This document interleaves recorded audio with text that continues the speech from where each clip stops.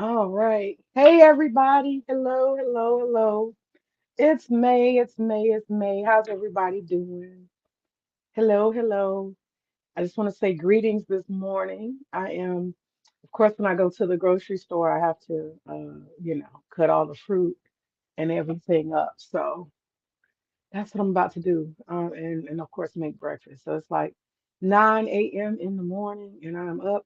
And then after this stream, I'm going to do the treadmill. So, um, yeah, about to get some exercise on. So you can join me for that. And when it'll be on the Real Homemakers of Fitness channel. And what I'm going to do is do a walk and talk and talk about goal setting as far as business is concerned and some of my thoughts about business and entrepreneurship. So that's what I'll be doing. All right, so I'm just going to go ahead and do my regular thing, and then I'll start talking in a little bit about the story of Harry. That's what I want to talk about today, the story of Harry. Um, so I'll get myself going first, and then I will soon begin talking about the story of Harry. Um, so pretty much, I think it's important that people think about the life they're living while you're living it. That's really important. You got to process where you are and where you want to be because life is happening. It's moving, Life is happening. You're not going to stop that. Now life can leave you behind. I don't even know how this works, Lord. Oh gosh. My husband normally does the pineapples. I got all these contraptions. Let me show y'all my contraptions. I got an apple corer. I have a pineapple thing. Trying to figure this out. I got the pineapple thing. I think I can figure it out. I think I can figure out how that works. And then I have a melon slicer. So these are the tools I will be using. And I'm excited because my husband about to get me a cheese grater. Why do I need a cheese grater? Because a manual cheese grater, because I've been doing it by hand. And my daughter, she loves pizza, so I'm always making pizza at home. I used to go to um I used to go to Little Caesars every other day, but like that adds up. And then they went up on the price. It used to be what, $5, $6 before the pandemic. And then after the pandemic, the pizza, just like basic cheese or whatever, that shit started. Ooh, that's what I need to do too. I need to go get the halal pepperoni. I need to do that. When am I gonna do that? I need to get the halal pepperoni. Um, the kosher, I don't know. I've been trying to buy kosher. I don't trust it. I just don't trust it. Because the only kosher spots I know is, I don't trust it. I trust Muslims. I don't trust, I don't always trust kosher. I can't do it. Because I was researching kosher markets. That's what I was doing. And I just wasn't impressed. I was like, where are these people eating at? So I'm trying to frequent halal markets. Um, that's what I'm trying to do. There's a lot of halal markets. They're so much easier. So I'm trying to frequent those. But anyhow, um, one of the things I'm going to talk about today. Hey, y'all. I'm going to talk today about Harry. Um, what I was saying earlier is that you really have to think about the life you're living because life is going to happen. And if you're not intentional with your life, it can happen in ways that you don't really want it to happen. You got to be in control. Um, Let me go get this poem real quick. This poem, it articulates exactly what I'm trying to say here. Loneliness is not a joke. A lot of people don't take family, friendships, connections, human interconnectivity. A lot of people don't take it seriously, but you should. Let me grab this poem real quick. I want to read this poem. It embodies what I'm saying about life.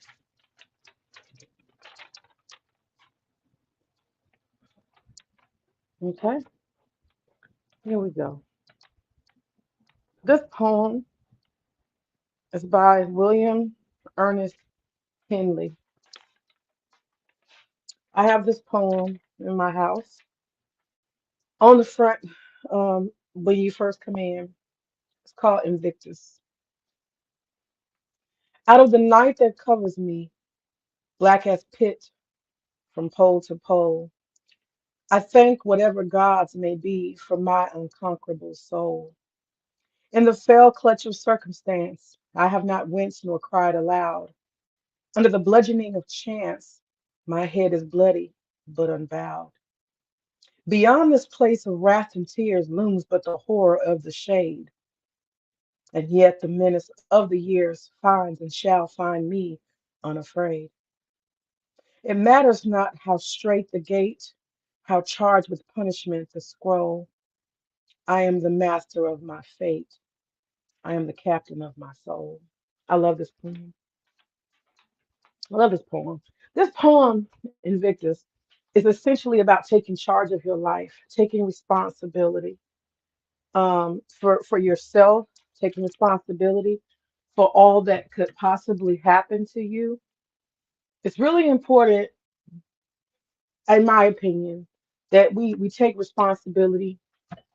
But more than responsibility is planning. And I don't think that most people who end up alone planned to be alone. I didn't think so. And I go back to my original thought. That's why it's important to plan. Plan your life. Plan not to be alone if that's not what you want. We act like it's supposed to be fate or something, right? Fate is gonna look out for you. Fate is not gonna look out for you. I'm sorry. Fate is not going to look out for you. Your life is gonna be what you make it. What's that song? Life is what you make it. So happy, my dear. Try and make it. I know that you will. Life is what you make it. So I'm gonna tell the story of Harry. Harry, I'm doing morning prep here, y'all. Harry is my beloved neighbor in my neighborhood. I moved over here, and he was the first person who greeted me. Harry taught me that if you're not intentional in your life, if you are a selfish person or a careless person, you will suffer. You will absolutely suffer. And when I say suffer, you can and will if you end up alone because of the way that you did people, you will suffer. And it will be an antagonizing suffering. It's like hell. I'm not gonna lie to you. What Harry went through was like hell. I'm gonna just keep it real. And I want to say this. I absolutely loved Harry. Let's make no mistake about it. I absolutely loved and adored Harry. So again, today I'm working with the pineapple corer, the melon corer, and the apple. So I think I'll do apples first. That'll be easy. I'll do the apples first, get that out of the way. And what I do with apples is I mix my apples. This is a snack. I keep a lot of fruit in the house. So um, so what I do with my apples is I pretty much I'm doing morning prep. I take my apples and I cut them, and then I put raisins in it. See, it's really good. It's a good. I call it adult snacks. Adults got to have snacks. I don't have cheese and crackers too. So I want to tell y'all the story of Harry, and I don't want this to be solemn, and I'm not trying to scare nobody, but I have to tell you that Harry was my beloved neighbor. and how we began and how we lived together. I spent a lot of time with Harry, and Harry is a Jamaican man, and he taught me that hell will break loose on you if you don't plan your life and you don't treat people right. Now, when you first meet Harry, he'll throw you off because if you're a woman, he's very flirtatious. Harry was a Jamaican man, very dark skinned, heavy set. Harry was probably about 350. He had a big stomach, real big stomach. Dark skin. He had kind of, how would you say his face? His face, he kind of had like a little bit of a droopy face, big cheeks, big bags under his eyes. Um, I don't know what he might have looked like when he was younger. Good morning, everybody. I'm telling the story of Harry, and I'm cautioning. It's a cautionary tale about how you got to treat people, not be selfish. Because if you end up getting old and dying alone, you won't like it. You will not like it. Say something in the chat, y'all. Say something in the chat. And I'm doing morning prep. So I'm using all these different thingamabobs to cut my fruit up. I have a papaya here. I have apples to prep, and I have cantaloupe to prep, and I got a pineapple to prep. In addition, we eat a lot of fruit here. In addition to making breakfast, let me get them grits going. We Southern. I don't give a hell. We got to eat some grits around here. People, it's carbs. I don't care. I'm Southern. I have to eat grits. If I don't eat grits, the meal is not complete. Okay. So say something in the chat, y'all. Good morning. Good morning. So I'm telling the story of Harry. So that's what Harry looked like. Harry was a dark skinned. Um, he was my neighbor. He's the neighbor. This my house is here, and he's my neighbor to the right. He had a 4 bedroom house, and I'll tell you, I'm talking about him in past tense. Okay, notice that. He had a 4 bedroom house next door to me, and when I was doing my manifestation law of attraction shit, right? Because I wanted to get this house, and it was a house that was on, I guess you would say it was a house that was on auction. And I was really, really working at, oh, I have to be so careful. I was really, really working at manifesting this house. So one of the things that I did is I came through here every day, okay? And it was on some other level. I came through here every day and I walked through the house because my real estate agent she had given me the code. So I was coming through here every day and this guy kept knocking on the door. Are you my neighbor? Is you my new neighbor? You my new neighbor? He kept coming, and I was like, this guy is so nosy. Who is this man? Oh, me hope that's what he would say. Oh, me hope you get this house to be my new neighbor. Hope you be my new neighbor. That's how I met him. And I was just like, oh Lord, I didn't move next door to this old school dude. This is about to be a hot mess, right?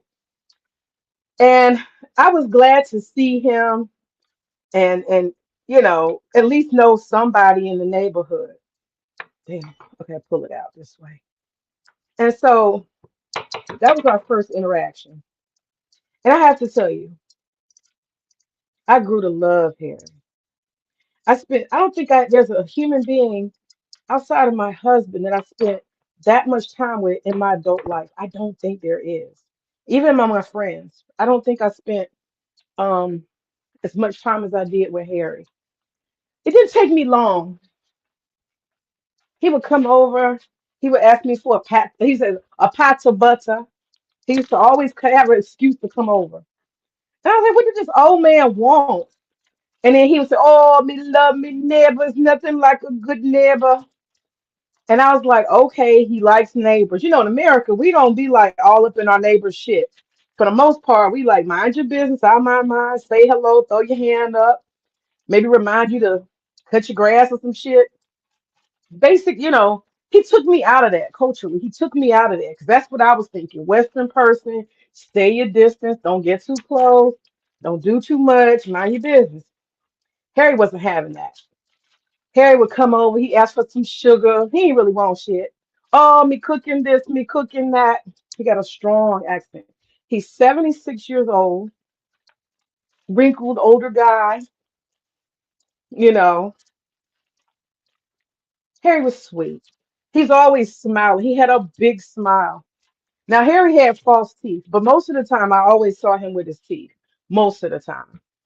Well, he had a backyard, and he used to sit back there all the time. And he used to sit on his patio, not really the front porch. Pretty much in my neighborhood, we all sit on the, God damn it, we all sit on the patio in the back, right? And so he had a patio set in his backyard. And he said, "Oh, come get your drink, man. Come get your drink." And at that time, I was a drinker. So I didn't mind. I got to be so careful. Please don't cut yourself. Please don't cut yourself. I'm scared of this thing. I got cut the other day. I'm scared now. It's a little pressure, man. Just a little pressure. Not much. Get it done. Okay.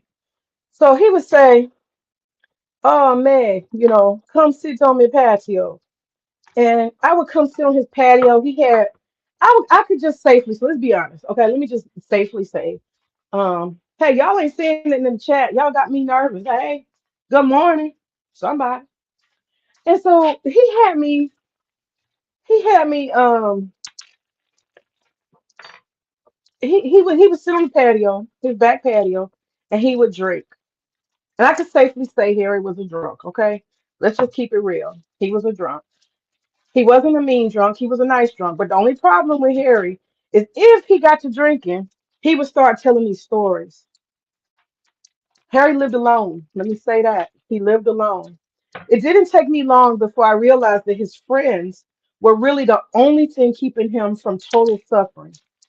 Harry was struggling with loneliness. Okay. Harry's from Jamaica, older, dark skinned, chunky man, living in the house alone, 4 bedrooms by himself. He never really had any company. I need to say that up front. He never had no girlfriends, no children, or no grandchildren come ever. Never saw it. Out of the was it 8 years that we were neighbors, we were very, very close. Never had none of them family members come visit. But one thing I always consistently saw is that his friends, his older friends, also mostly men, they would come and they sit and drink with him on the back patio. So before you know it, I was always getting invited after work. I would go and I would just over time after he kind of got my defenses down and he tell me, "Oh, me love me neighbors, me love me neighbors. We got to have a community. We love me neighbors." He got me into the culture of loving thy neighbor. And so it became very common that he would stop by, come sit down, sit on my patio, very close. He would say, "How are you doing?" And, "What you got to drink, man?" With the accent, "Hey, man, what you got to drink? What me need something to drink, man." And I would go to the liquor store and get him some liquor. If he gave me some money or not, I would go to the liquor store and give him. So I was his liquor runner, if I'll be honest with you, because he didn't like to drive too much. He had a car, and we would sit on that back patio, and I would meet his friends, and they're all older gentlemen. Some of them got wives, some of them don't, but they were pretty happy. He was not happy. Harry was constantly talking about, let me see who this is. Creative Solutions. Hey, good morning, good morning. She said it's too early. I feel you. It is early. Um, but he would go into his stories if he got enough people gathered around, and he would tell these stories. "Oh, me money was so good back then. Oh, me money, I had so much money." And he would brag about, "Oh, me Mercedes." And what happened is over time, I would listen to these stories. They were always repeated. You know how old people do. They just repeat shit. They keep telling the same fucking story over and over again. And it didn't take me long to realize that Harry had He had a lot of regret. Damn it, this thing. Shit. What the fuck kind of apple is this? Why is it not cutting? There we go. It didn't take me long to realize that he had a lot of regret. And I'm gonna tell y'all why Harry had a lot of regret. He had a lot of regret because he didn't treat.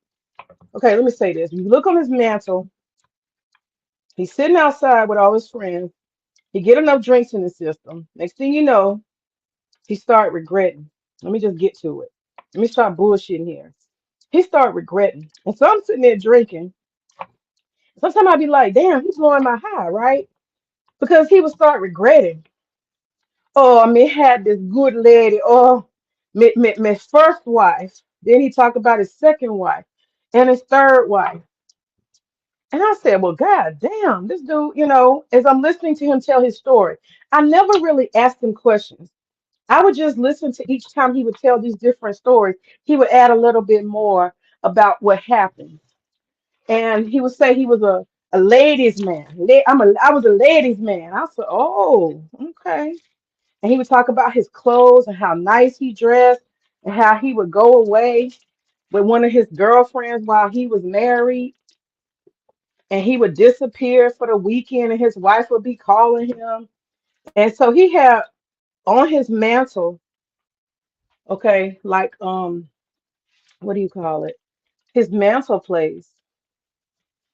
He had on his mantle place. It's like the fireplace area. He had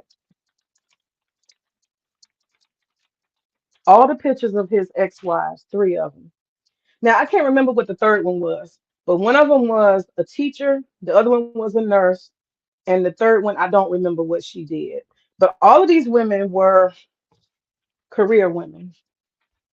He married all of them and had kids with all of them. So I think in total, I want to say Harry had probably about 10 kids. Probably about 10. I'm not sure. I don't know why. I guess I just let him talk. I never questioned a whole lot. I just be drinking with him on the back porch. And depending on the present company, he would go into these hyperbolic, stories, bragging about the cars he had and how many women he was managing at one time. And he was very proud of that while he was young, in his 30s and 40s, his 20s, 30s, and 40s. He was a womanizer. He was having him a good time balling out here. The person who wasn't having a good time was whatever wife he was married to at that time. So, needless to say, each of those relationships ended, and he moved on to the next person, and he moved on to the next person. And I'm sure there were girlfriends and a lot of mistresses in between them three different wives he had. I'm sure of it. Those were the official ones. You get what I'm saying? That's the ones we can account for. I'm sure there were so many more women that he womanized and dealt with, or whatever we want to call it. I'm sure there were much more women, but those are the three that he actually married. And so I say all that to say Harry had good women in his life. He had women who were ready to settle down. He had women who had committed to him in a marriage, women who had committed to him to build together, to have a home together. And he bragged about it. He had lots of real estate now. He had a good job somewhere up in New York. Had something to do with train systems. I don't know. I don't think he meant the MTA. He didn't mean that. Is that what it's called? MTA? He didn't mean that. Hey, oh Lord, Dawn then popped up in here. Now if I could only inspire May to cook some real food instead of that rabbit food, she didn't I don't make no damn rabbit food. I'm about to make some grits right here. I don't know if you know nothing about no grits. You inspired an artist, Don. What can I say? That was real interesting. You and your food porn. Very interesting. I couldn't stop. I had to say something. But y'all, what I'm trying to say is that Harry, he screwed over some women. These were women who were committed to him. And so all I want to say is this. It was very difficult listening to him. And what would happen sometimes, at first it's like funny and we're laughing and oh, me had this, and he listened to him brag about his cars, his houses, how he had swimming pools. And I think for him as an immigrant, coming from Jamaica, where he was from, and having had Okay, that's some more rabbit food. Oh, don't get excited, Don. Need some apples, okay? That's a lot of apples. Don't get too excited. Ah, that's my apple prep. I eat apples and raisins for snack. That's my adult, and I eat cheese and crackers too. Um, but y'all, I'm trying to tell you. So sometimes I'd be listening to Harry, and I would almost be like, "Damn, I'm about to get depressed," because while the stories was interesting and entertaining, I kept thinking to myself, "But look at you presently. But Harry, look at you today. You got one house, not four houses. You could have built empires possibly if you had stayed with the women. You could have been on an upward spiral. He lost each and every one of those pieces of property. You can't go through three divorces and think you ain't gonna lose nothing. Come on now. Okay? All them cars he got, but now you just got one raggedy car. And I'm not mourning his wealth, loss of wealth. I'm just looking at the totality, all the stuff that brought him all these women he don't got right now. It's just him. 76 years old, Jamaican, old guy. I don't know what the fuck I'm doing. Oh my God. I'm gonna have to go get my husband, I think. Oh, it's going. It's going. Okay. I think I got it. I think I can. I think I can. Oh Lord, the juice is coming out, y'all. So I'm looking at him and I'm like, but you're old now. And I'm like, but there's nobody around now.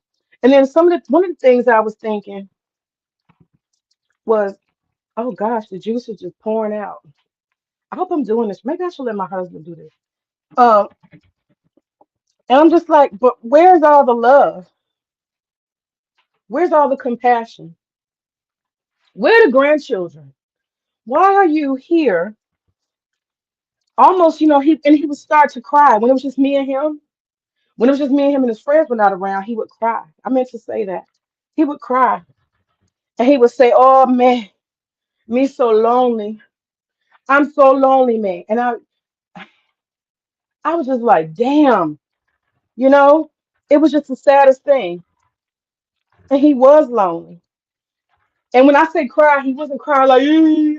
You would just see him. He's drinking, and I would just see him do his hand like that. He just do his hand like that real quick. He wipe it off and keep going. And he tell his stories. And he would tell me them stories over and over and over again. And I took a loving to him. I saw the God in him, but I also saw a man who was telling a story of having pillaged. He pillaged over people. He pillaged over women. He turned women into wives and then he flipped the script on them. That's what Harry did. I gotta tell the truth because just because you're my friend, don't mean I don't see you, boo. I did it, y'all. I did it. Now, how the fuck do I get it out? Oh Lord, how do I get it out? Oh Lord, I don't know. I'm gonna just, I'm gonna sit. I don't know what I'm doing with this pineapple thing. Maybe I cut it right here. Maybe that's how I get it out. Is that how you do it? Free the pineapple. Okay, that's good pineapple. I'm gonna cut that up and put that in some juice. That's a lot of pineapple, actually. I'm gonna cut that up and put that in some juice. Um, but he screwed over a lot of women. He pillaged. He pillaged. You know what I'm saying? He had three wives, and then I was just like, this is when the real teller came. Thanksgiving would come. First Thanksgiving. Oh man, what we gonna cook? What we gonna cook? And I'm thinking, well, damn, you're not gonna see your family. You're not, oh no, let me just stay home. And then Christmas came. So of course, first Thanksgiving, I cooked with him. I would cook at his house. We'd be cooking and drinking on the back porch. And I'm telling y'all, like 3 o'clock, afternoon, 4 o'clock, that's what I would do. That's why I said I spend more time with Harry than anybody. My mom is from Jamaica. Oh yeah, my father's side is from Georgia. You know about some grits, okay? Um, but he would cry. And it was sad to me.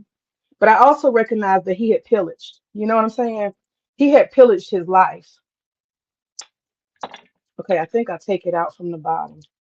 Aha, I figured it out. Okay, so there you go. Y'all see that? I got the pineapples out. So now I got to put it in the bowl. But he pillaged. He pillaged lives. He was reckless. He was so focused on being a womanizer. He did not have the morals and values. He chased short-term validation and love. Absolutely. So what happened with Harry was that I started to see his loneliness. And I loved Harry. I tell you, that was the first thing. He'd be sitting on the porch sometimes. 'Cause he didn't sit on the porch. Like, some people, they'll sit on the porch and it's like for hours. I would notice that he would sit on the porch and almost sometimes wait for me to come home from work. Man, man, me never come for a drink. And I swear to God, it was like the highlight of my day just to hear his voice and see his big smile. He reminds me of a Santa Claus with no hair. I'll be honest with you.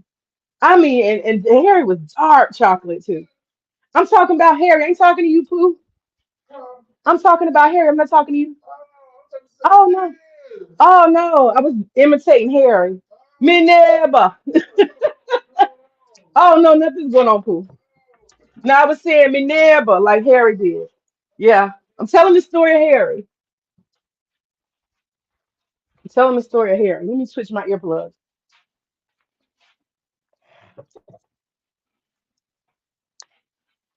All right. Can y'all hear me? Did anybody hear me? Can y'all hear me? Let me see. Can y'all hear me? Let me go to my audio. I can't stand these earplugs sometimes. Settings, audio. Can y'all hear me? Okay, let me switch to. Okay. All right, cool. Okay, I'm switching to my regular phone microphone. But yeah, Harry, Harry would cry and he would talk about loneliness.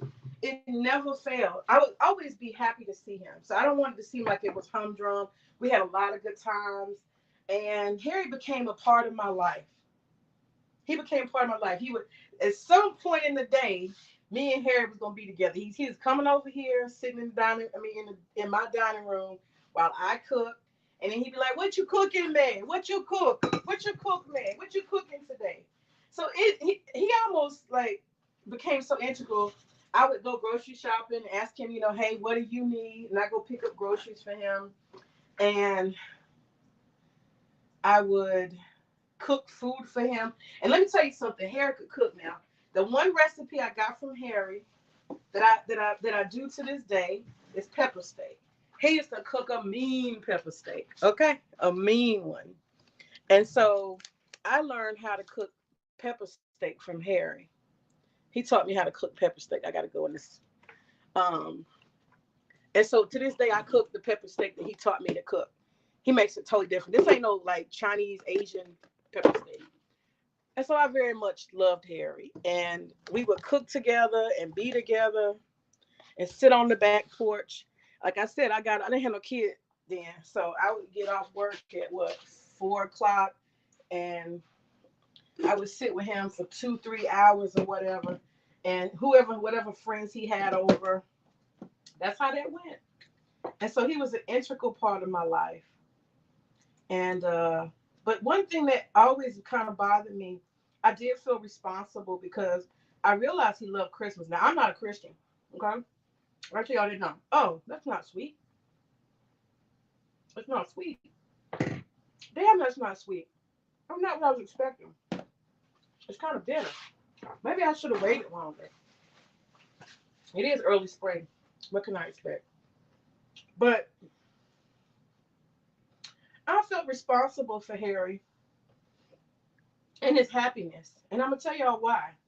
Because once I realized that he was suffering from loneliness, because it never would fail. I'm just gonna put this up with my husband. I cannot. I cannot.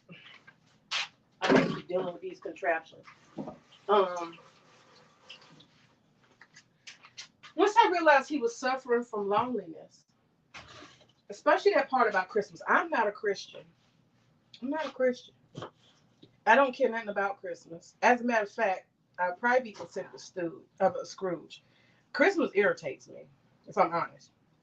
Jingle bells, all that red and all that fake shit, and the Santa Claus shit. I can't stand Christmas. So I'm just being totally honest. I cannot stand Christmas. And so he told me, "Oh, me love Christmas, man. Oh, Christmas is my best holiday." And I realized that Christmas meant a lot to him. It was the one time where I could see he had true, true, true joy. Like as soon as Thanksgiving happened, you know, and I would go over for Thanksgiving. His friends would come, but I never saw a wife, ex-wife. I never saw him talk to any of them. I never saw a child of his, out of his what, 9, 10 kids. I never saw a grandchild, not one. And I can imagine that Harry probably had at least, probably, I mean, my guess, my estimation, he probably, if you got 9 kids, 9, 10 kids, you probably got about 30 grandchildren. Never saw not none. Never saw none. Now, the only person that I saw that was actually family that he dealt with was his nephew. Now, understand, he is from Jamaica, so it could be possible that his family don't live in the United States. It could just be that simple. But I never heard of him talk about his current relationship with any of them, any updates about his children, that, oh, so and so is married, or my daughter is this, or that. It's almost like he had a blank space in his life where he just doesn't know what his kids are doing. He doesn't know where they are. He's not involved. And that's kind of sad. That's kind of sad. It's not kind of sad, it's very sad. Because at 76 years old, you should be surrounded, right? You should be surrounded at 76 by the people who love you. Okay, let me see what you said. We can hear you. See, Christmas in the Caribbean is very big. Oh, it seemed to be very big to him. He seems to really, really love Christmas. He seemed to really, really love Christmas. Um, you cook a lot of food and invite everyone over. That's exactly what he did every year for Thanksgiving and Christmas. He would invite people over. But everybody he invited over was, for the most part, all of his friends, no family. And he had a nephew. And his nephew, I'm not going to say anything bad about his nephew, but I feel like his nephew was kind of an opportunist. I don't feel like he really, him and his wife, I don't feel like he ever really loved Harry. I think he just kind of felt responsible to see about him, but he didn't seem to have like a really want to talk to him. You could tell he knows a different person. He knows the full person. You could kind of tell he knows a different person than everybody. It's like if somebody knows your history and your past, you can tell new people and give people stories and all that shit, and they'll sit around and listen because they only know the version that you're telling them. But if you have somebody in your family and they've been watching you be who you are for years, they're not going to have the same tolerance, and they're going to be, there's a level of skepticism your family going to have when you start narrating your story. They be like, yeah, motherfucker. Okay, sure. Yeah. Okay. Oh, we going with that version of the truth. You know what I'm saying? And I could get that from his nephew that he just wasn't quite buying Harry's woe is me stories. But the stories was always the same. The stories was always the same. I had all these things. I had all these women. I was successful, and now I'm an old man and I'm all by myself. And he seemed to feel like he was a victim in it all. But what I learned over time is that Harry had just really, really screwed over the people who tried to love him. That's what I come to understand. This is a papaya that I'm cutting now, you guys. I'm cutting a fresh papaya. Cutting a fresh papaya. Harry screwed over. So I got my pineapple, and I'm gonna put this pineapple in some water to make pineapple water, and then I'll recycle it. Oh shit! Here go the grits. They popping. Hey, hey, hey, hey! Let me get this grits in here for these shits burn me. I'm so sick of being burnt by grits. Get this goddamn lid on. Grits is dangerous, y'all. I don't know if y'all Southerners know that. Yeah, y'all Southerners know that grits are goddamn dangerous. They'll fuck you up. Okay? They pop on that skin and they won't move. I know. They be burning your ass and you can't go nowhere and do nothing about it. All right. So I gotta recycle this. I don't think I can grow papaya here, so ain't no point of saving no seeds. But look at all that. Look how good God is. Y'all see that? God give you the seeds to use again and again. Look how many papaya trees I could get out of this. Y'all see that? That's more than 300 seeds. That's on one side. So God is so good.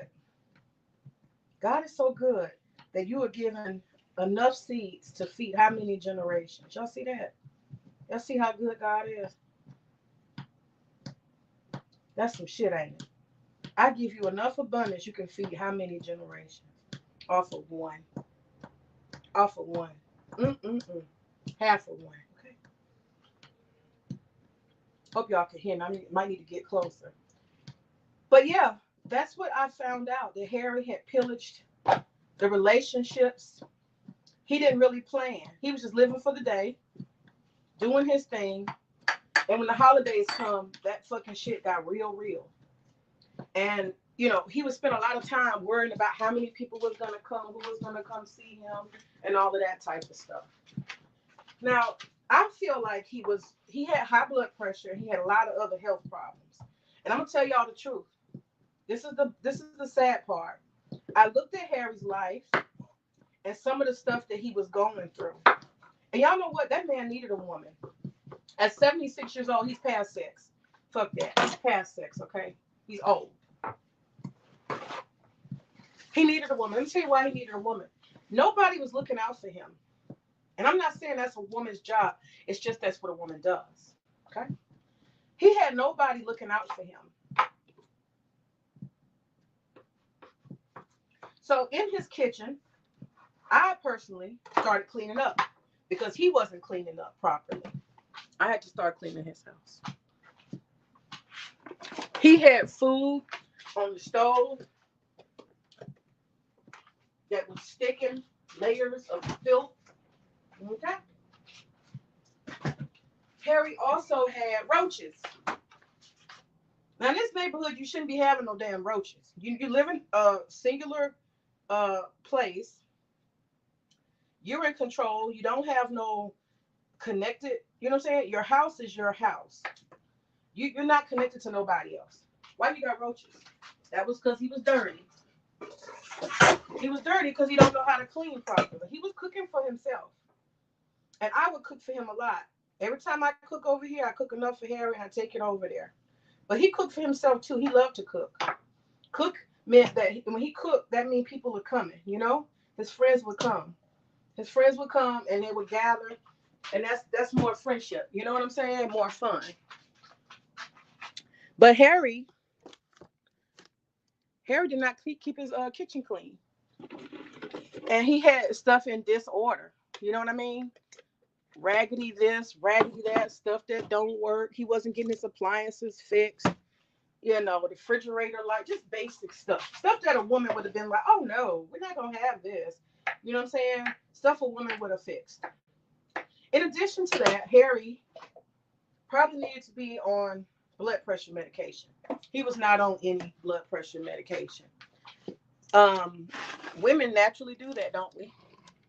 Don't we naturally look out for the health of the people who are under our same roof? Yes, we do.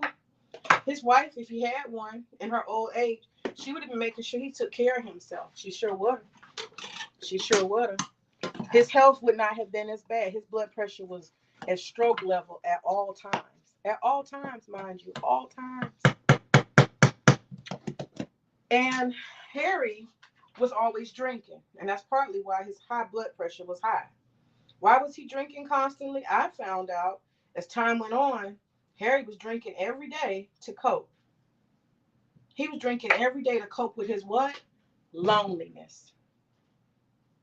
Them tears that would come out of his eyes sometimes that he'd just wipe away real quick. Harry was struggling with loneliness. He always talked about how he regretted. Oh, she was such a good woman. She was so good to me. She used to cook. Oh, I had so many good women. Oh, he would talk about them women and how they used to do and how much they loved him. And I'm telling you, there was nothing that Harry wanted more than a new chance with any of those women. Those women don't talk to him, don't want to be bothered. They didn't moved on. He's 76. So when he was doing his dirt, he was in his 20s, 30s, and 40s. Okay. And he wasted their time, their lives, all these children by him. And I don't know if he did child support, if he took care of them or not. I don't know. But y'all know Jamaican men, them men, they be like Rolling Stones. Them, a lot of them Caribbean men, boy, they might be sexy, but they don't stay around long. That's what I've seen. Maybe that's a stereotype. Maybe I'm wrong. But there was a constant regret. A constant regret. He knew he was supposed to be surrounded by grandchildren. He knew he was supposed to have sons and daughters at Thanksgiving instead of these tramps, right? These tramps and these using ass females. And that's one of the things I had to deal with too. When you get old, the only currency you have is your money. So I would see some tramp ass women, bitches that live out of bags, come to his house and try to move in. And here comes May. Who is you?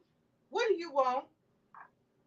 I had to literally protect him from being a victim in his older age from opportunistic younger women. And when I say younger women, they wasn't that young. They was older than me.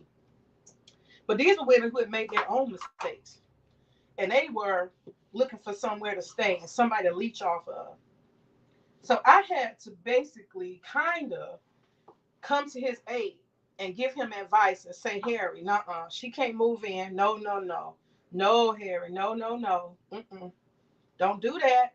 Let them folks find somewhere to stay. You know what I'm saying? Because sometimes they would try to come with adult children and have folks at his house acting like that his house was their house. I had to guard against that. Not only because this is my community and I don't want no riffraff around here, but because it wasn't good for Harry. You see what I'm saying? It's not good for Harry to have people trying to use him for his retirement checks and all this type of shit. You know? But this is what he had to deal with. His only company, as far as women and any kind of positive, not positive, but any attributes that a man could want from a woman, he would have to get from some tramp ass, sorry ass, 50-year-old females that just looking to try to figure out how they're going to get a check and use somebody. This is the type of shit people don't talk about. Growing old, alone, male or female, that shit ain't no joke. What's your currency when you get that old? What is your currency? And not only that, think about this. Who's going to care for you? Who's going to help make sure that your house is cleaned up? Make sure. One of the things I had to do for Harry, in lieu of his family not being involved, you know how the working people come around, the people who do like pest control or mosquito, all that type of stuff, right? Those type of people would come around selling something, and Harry is a little bit senile. Oh man, I got me new. No, no, Harry, you don't need nothing new. No, no. You know, always somebody, they knock on the door. We ADT, we got a security system. I rush over there. Don't sell him nothing. He don't need none of that products. No, leave him alone. Beat it, scram. This is stuff his family should have been doing. You got what I'm saying? As his neighbor, I became his caretaker too. I was his friend and his caretaker. I became his guardian. I had to look out for people who had bad intentions towards him. The question is, where's your family? Where's your ex-wife? Where are the people who are invested in your life? Where are they? Where are your children? Where are your grandchildren? Well, you know, and I don't, and I'm gonna say this, I don't want to say it like I did something amazing. I didn't. I took up the space where family should have been. I took up the space where he should have had a wife. I'm in there cleaning, you know. And then one thing that happened too, I want to say this. Harry lost control of his bladder. Okay? As time went on, he lost control of his bladder. Now, he should have had a wife. Had he had a wife, she'd have been like, baby, this is how we're going to do the house. We're going to put, you know, coverings and stuff over the couches. Make sure it's waterproof. We're going to come up with a system to make sure that you wash your clothes or that you wear Depends. He didn't have that. And I was not willing to have that conversation with Harry. I was not. Harry needed to wear Depends. So needless to say, Harry was a lot of times pissy. If I'm just being blunt, he was pissy. Harry was pissy. Harry would pee on himself and didn't even know it. And his clothes, a lot of times, was pissy. So luckily, he stayed home a lot. So nobody in the world noticed. Now, the sad thing happened when, because I used to run to the liquor store for him, and he asked me to, right? With cash or without cash. I would go to the liquor store for Harry. And Harry would say, "May, me need a drink." I said, "Okay, Harry." I already knew what he wanted to drink. I'm laughing now because I'm remembering the name of the liquor. Christian Brothers. I think that's the name of it, Christian Brothers. White liquor. And I would go to the liquor store. Well, one fine night, for whatever reason, no, this is one of them tramps he was dealing with. One of them tramps he was dealing with, he let her drive his car. She fucked his car up and she dipped off. His car was completely total. All those years he had been driving. And this is towards the end of him. Okay. This lack of car kind of ended him a little bit. This is when it got started getting real tough and rough. Now, of course, again, if you had a wife, she'd have been on the insurance policy. But you got these 50-year-old tramp females over here trying to use you. They don't give a fuck about you. So she wrecked his car, totaled it. He couldn't replace the car. His nephew said, "I'm not helping him do nothing." He said, because he don't need to be driving anyway. His ass is old. And I kind of agree because I used to worry about Harry um, drunk driving and stuff like that, right? I used to worry about that. So I was kind of glad when he ended up not having a car. I was kind of glad. But he would always ask me to go to the liquor store. But one night he ran out of liquor and I wasn't available or whatever the thing might have been. And Harry decided that he was going to take his ass across the street. Okay, the liquor store is in walking distance. Took his ass across the street. And y'all, he got hit on the way back. This was the beginning of the end for Harry.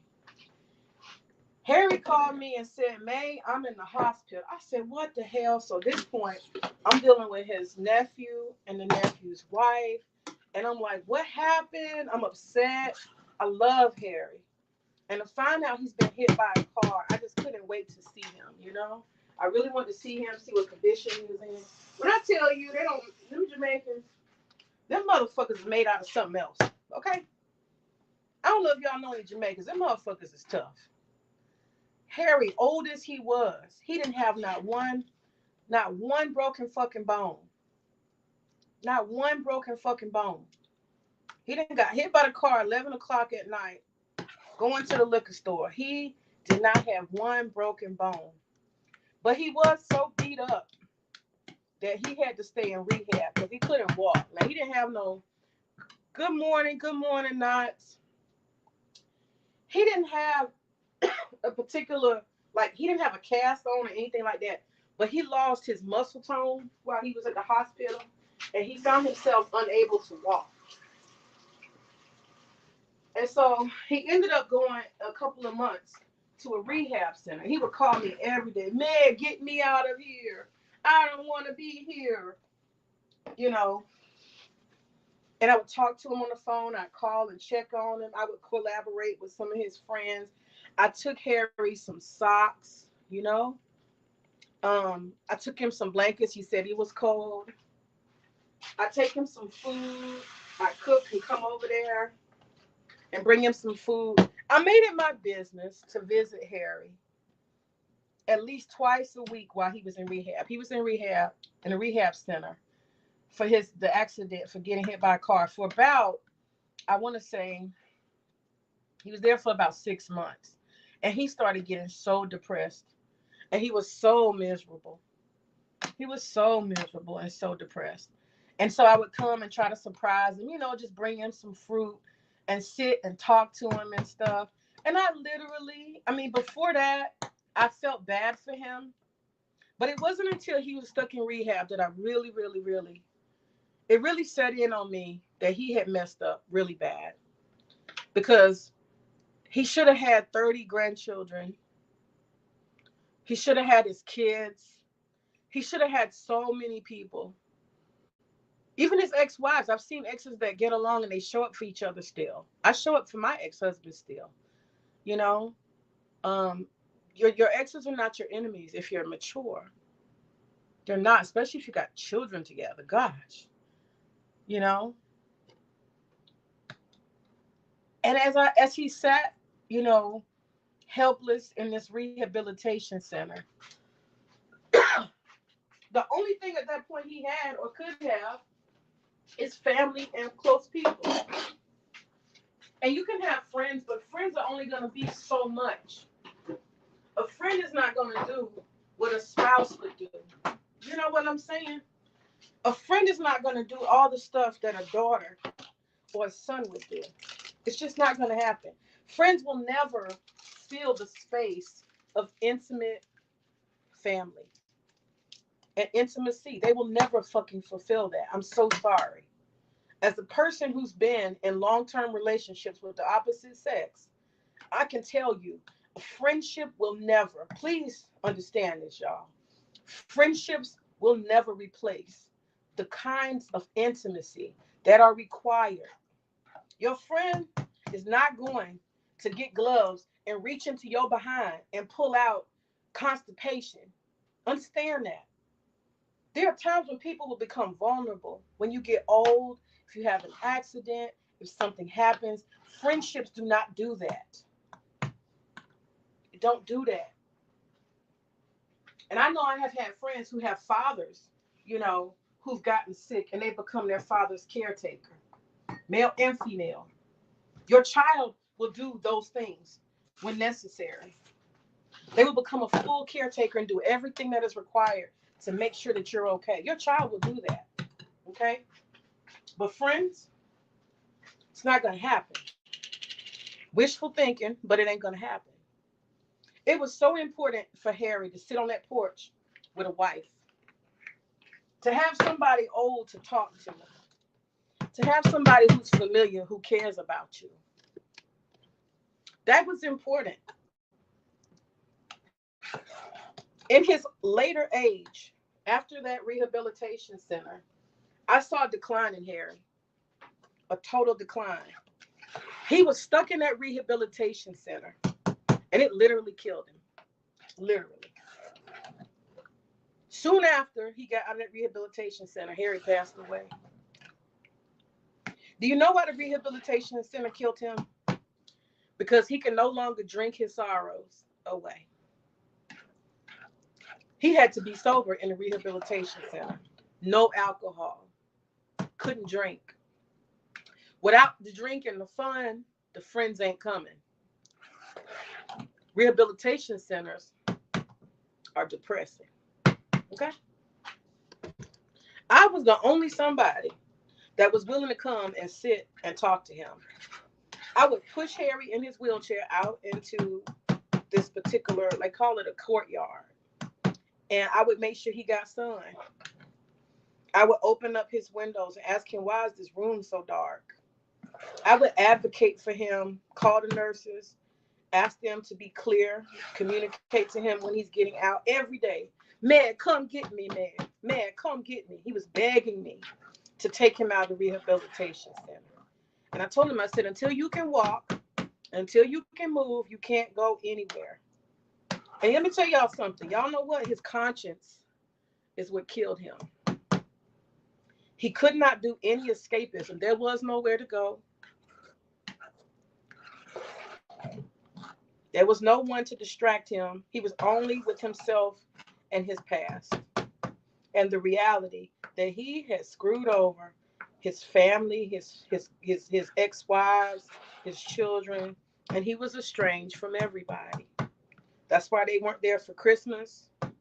They were not there for Thanksgiving.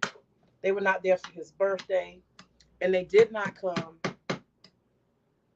They did not come while he was in his greatest moment of need. And I love Harry. I want to say that. And when I think of Harry, I never had a bad anything with Harry. It was always smiles. And I remember this one. I'm gonna tell this story real fast. I remember one of the things I used to be very social, have a lot of parties at my house. And Harry, he sometimes be the odd person out because we were in our early 30s in this house, and all our friends are in our early 30s. So we have a party, like we had a Halloween party. I'll never forget it. And Harry was sitting in this chair on the ottoman with his legs up. That's not really how you do stuff, but he just wanted to be part of the party. He wanted to have some company. He saw the cars and he's like, "Oh, me coming." I was like, "Oh, okay, okay." So he came to the party. He sat there. He sat there by himself. One of my husband's friends apparently was dating a woman who must have been a former stripper. I don't know about dating, but he brought a chick that was a former stripper. And women always put on an outfit during Halloween, bringing out the inner slut, nurse's outfit, maid outfit. Women got to put on stuff that they would not normally wear, trying to be over sexual. And so everybody, for the most part, was wearing a sexy outfit. All the women were wearing sexy outfits. So you don't necessarily think nothing of it because it's Halloween and women are dressing in racy costumes. Like, okay, whatever. And this chick, we were dancing in the living room. Harry's over here in the corner on a chair, sitting back. It's like a lazy boy with the ottoman. And he just watching, He ain't really participating in the party. We laughing, drinking, eating, having a good time, dancing or whatever. And this girl, she's like, "Hey, you." And she points at him and it's like she's really loud. And everybody's like, "What the fuck?" And she's pointing at Harry. She was like, "Why you ain't doing nothing? Why you sitting over there looking bored?" And she like parted the crowd from like dancing. This chick ran full speed, did a motherfucking somersault, and she landed with her coochie on his face and her legs by his ears. I was like, oh, and he fell backwards when she did it. And then she proceeded to twerk on his face. I was like, I don't know who this woman is at this party. Why she do my neighbor like that? And she was tearing his head was bouncing like this. He just bounced his head was she was upside down twerking her stuff like this on him, and she was tearing his ass up. And I was just like, oh my God, to the beat of the music. And I was like, first of all, that woman has been a stripper. And second of all, she has embarrassed and humiliated my poor old neighbor. Why would she do that? But the funny thing is, this was one of the things Harry always he always would tell this story. This is one of the things he added to this story.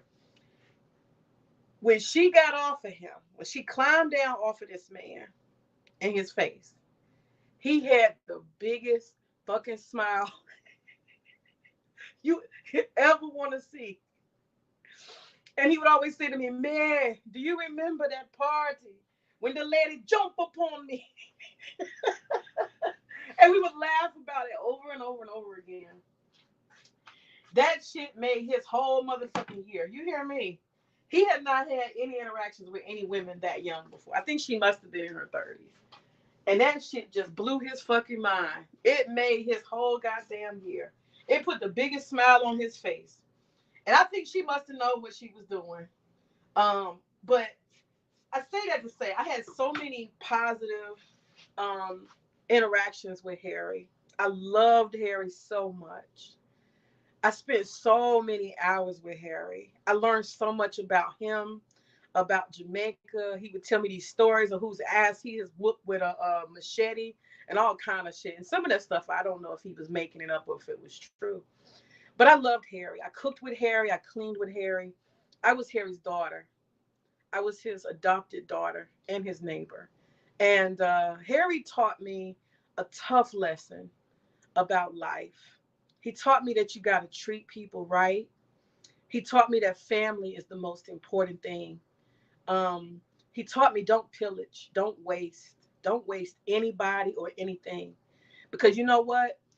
I'm sure that when he was in that rehab, sober and facing himself and struggling with his loneliness and all that loneliness he had, I think that there's no greater desire that he would have had in his life but to have one of his grandchildren, just one of them. He never saw them. They never saw him. A whole generation, and he missed out on it. He missed out on a whole generation that came from his seed. He missed out on a whole generation, possibly up to 30 grandchildren with like 9 or 10 kids. He missed out on 9 or 10 kids. And when he was sitting in that rehab, I'm sure he's grateful for me, for the fact that I loved him and I cared for him genuinely and never ever got any benefit from Harry, um, being his caretaker. My husband and I both embraced him. He was a neighbor, but a family member. But despite all of that, I guarantee you, I guarantee you that even with myself there, he would have loved, he would have loved, absolutely loved to have his grandchildren there. Get me out of the chair and put the grandkids in. You know what I'm saying?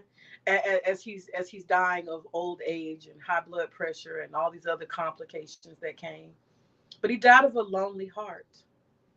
I can safely say that Harry died of a lonely heart. He had high blood pressure for a long time, and he managed to still live with it without medication. Harry died of a lonely heart. He couldn't drink his sorrows away. His friends couldn't be there to distract him from it. He had to deal with himself. And I say all that to say, um, while I do have the most fondest memories of Harry, I miss him dearly. I would love to hear, hey man, come get to drink with me. I'd love to hear that. You know, I'd love to hear that shit again. Um, he's always shouting from the porch. I love Harry, and I miss him so much. Um, Sadly, his nephew buried him, didn't have a funeral. So we never got a full chance to say goodbye. And honestly, his nephew probably didn't see the point because nobody the family was going to be there. It wasn't like a whole family event. It was just going to be him, his wife. I'm talking about the nephew's wife, and Harry, and whatever friends. But I guess that just wasn't enough for him to spend money on a good funeral. So I say that to say it's a precautionary tale. A cautionary tale. Be very very thoughtful. Plan your life. Think about how you treat people. Plan not to be alone. Plan not to be alone. I want to read this poem I started out with, Invictus. Plan your life and be in charge. Be intentional is what I'm saying. Be intentional. Invest in somebody, goddamn it. Invest in somebody. Because age and loneliness is coming for your ass. I don't give a fuck how empowered and your job you got today and your little titles and shit. I'm trying to tell y'all, family is everything. I'm going to read this poem, Invictus. Out of the night that covers me, black as pit from pole to pole, I thank whatever gods may be for my unconquerable soul. In the fell clutch of circumstance, I have not winced nor cried aloud. Under the bludgeoning of chance, my head is bloody but unbowed. Beyond this place of wrath and tears looms but the horror of the shade, and yet the menace of the years finds and shall find me unafraid. It matters not how straight the gate, how charged with punishment the scroll. I am the master of my fate. I am the captain of my soul. Ashe, ashe. I am going to get to my exercise over on the Housewives and talk about on the Housewives channel. I'm going to talk about business goals. That's what I'm talking about while I walk and chat, get my exercise in, and I'll eat some fruit later. I thank you guys so much for joining me today. And again, think about planning not to be alone. It is a conscious decision that you have to make. Plan not to be alone. Family is everything. Ashe.